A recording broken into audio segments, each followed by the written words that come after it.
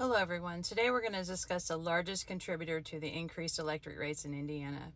Since 2011, federal environmental regulations have driven hundreds of millions in utility spending, most of it passed to the customer. These regulations didn't ban coal, they made it much more expensive to keep using, and Indiana was more exposed because we depended so heavily on coal. These regulations hit coal from multiple directions at once.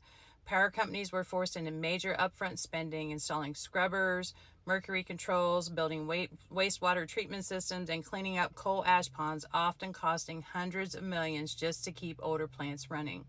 Coal, which had once been a cheap baseload power in Indiana, became significantly more expensive to operate.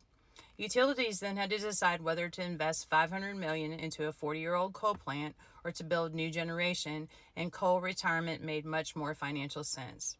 In southwest Indiana, natural gas and solar became the answer.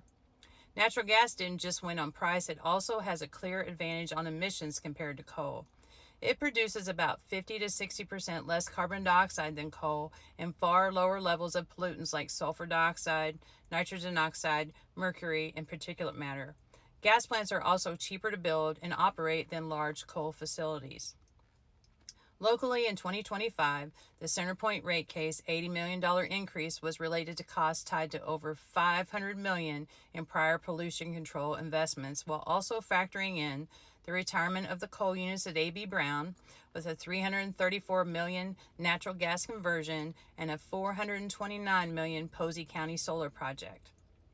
People have also asked why Duke Energy, an investor-owned utility, has much cheaper rates than we do in the CenterPoint area.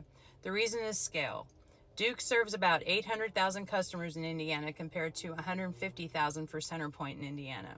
So the cost for environmental compliance and upgrades are spread across a much larger customer base. With fewer customers to share those costs, CenterPoint customers carry a larger portion per household, which contributes to the higher rates. And all of this brings us to where we are today. What we are seeing in our bills is the result of several federal regulations that increase the cost of coal, utility decisions on how to respond to that, and a regulatory process that allows those costs to be recovered over time. Understanding this explains why rates have increased, but it also highlights how difficult it is for states to respond once federal policies are set into motion. Next week, we will dig into the regulatory process and discuss the Indiana legislature, the IURC, and the OUCC, and how each of these plays a part in what ends up on your electric bill. And as always, I am honored to serve.